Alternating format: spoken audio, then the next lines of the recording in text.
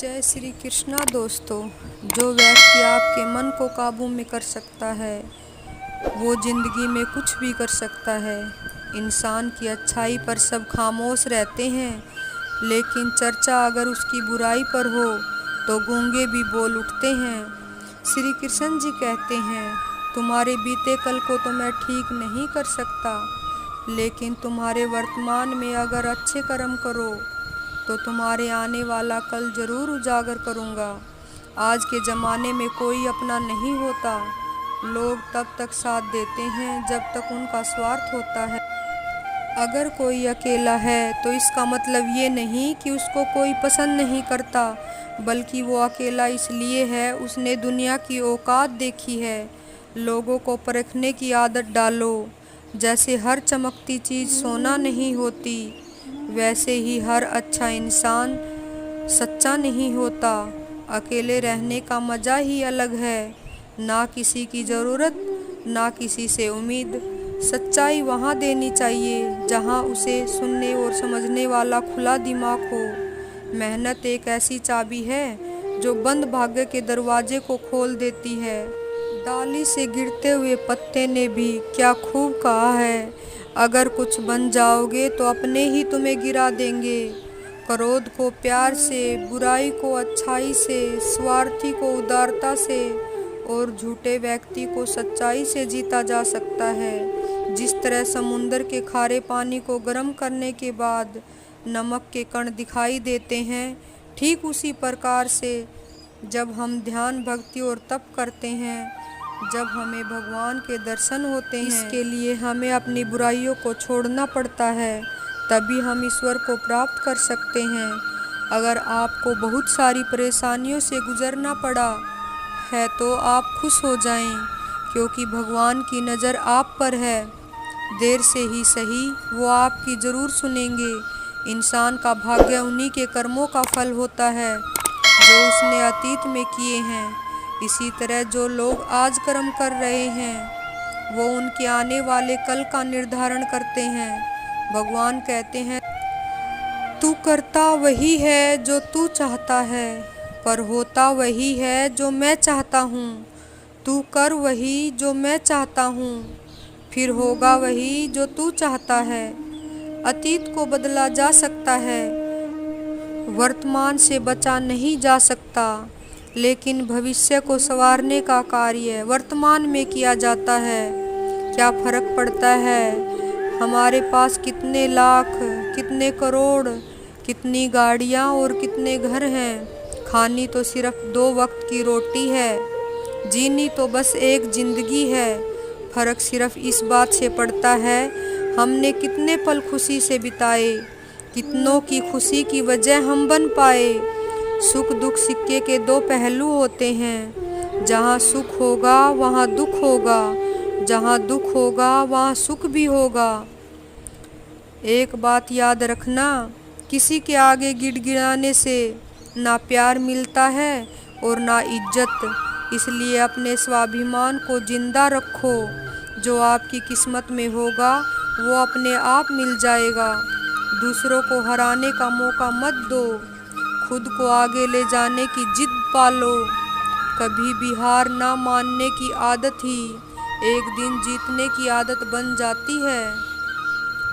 एक बार एक व्यक्ति नदी के पुल से कहीं जा रहा था, तभी अचानक उसके पीछे बंदर पड़ जाते हैं और उस आदमी को परेशान करने लगते हैं। वह आदमी अपने आप को बचाने के लिए उन बंदरों से दूर भागने की कोशिश करता है। तभी सामने से एक आदमी आकर उस आदमी को कहता है, तुम इन बंदरों से मत डरो, तुम जितना इन बंदरों से डरोगे वह तुम्हें उतना ही डराएंगे। तुम इनका डट कर सामना करो।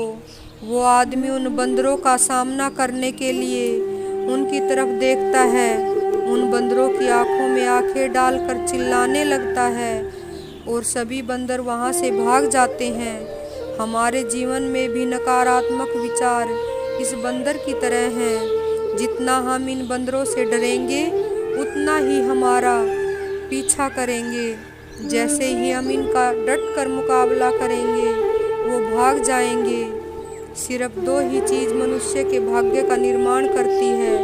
पहला स्वभाव, अगर आपके स्वभाव में अच्छाई है, विनम्रता और गुण है तो आपका भाग्य चमकेगा।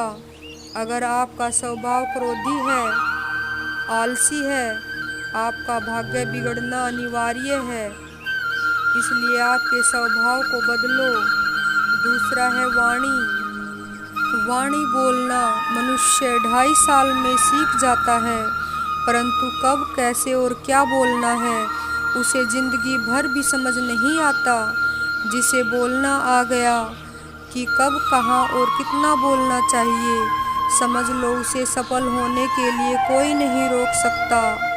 पिता से बड़ा कोई सलाहकार नहीं, माँ की छाव से बड़ी कोई दुनिया नहीं, भाई से अच्छा कोई भागीदार नहीं, बहन से बड़ा कोई शुभचिंतक नहीं। इस मतलबी दुनिया से कोई मतलब ना रखो।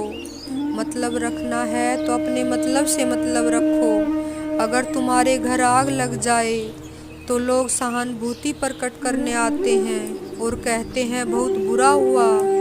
अगर तुम्हारा घर बड़ा हो जाए और एक मंजिल बन जाए तो कोई बधाई देने नहीं आता।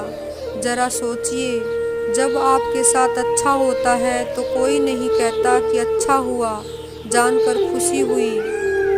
अगर आपके साथ बुरा होता है तो कुछ लोग ज़रूर कहेंगे, अरे सुनकर बुरा लगा। अगर वो सुनकर कहते हैं, अरे बहुत बुरा हुआ, जब आप जानोगे कि वह कितने मज़े ले रहा है। दुआ मांगने से किसका भला होता है? मिलता तो वही है जो हमने बोया है।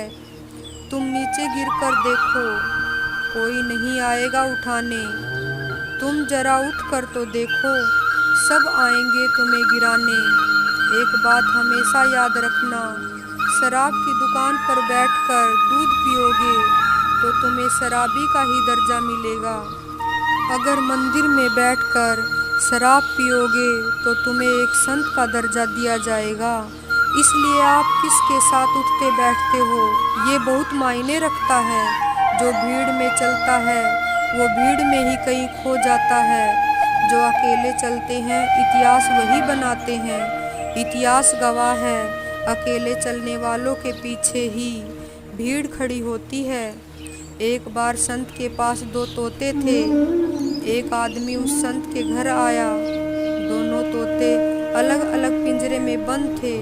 जैसे ही वो उस आदमी ने उस संत के घर में प्रवेश किया तो एक तोते ने बोला, राम राम, आपका स्वागत है, आइए बैठिए। उसको देखकर बहुत खुशी हुई। ये सुनकर उस आदमी को बहुत अच्छा लगा।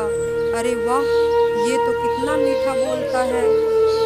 उस आदमी ने दूसरे तोते की तरफ देखा तो उस तोते ने उस आदमी को इतनी गालियाँ बकी, इतनी गालियाँ बकी, उसको मारो पीटो लूटो। ये सुनकर उस आदमी ने उस संत से कहा कि अरे संत जी, ये क्या मामला है? एक तोता गालियाँ बक रहा है और एक दूसरा तोता इतना मीठा बोल रहा है, आइए स्वागत है, ऐसे मीठे मीठे शब्द बोल रहा है। संत ने कहा, मैंने इन तोतों से एक जिंदगी का पाठ पढ़ा है। जब ये दोनों तोते पैदा हुए थे तब मैंने एक तोते को डाकू को भेज दिया और दूसरे को एक साधु के पास भेज दिया। जो तोता साधु के घर पर रहता था वह कहता है, राम राम, आपका स्वागत है। और जो तोता डाकू के घर पर पला बड़ा था वो कहता है, मारो पीटो काटो लूटो। तोता एक ही है परंतु अलग अलग पर्यावरण में पले हैं।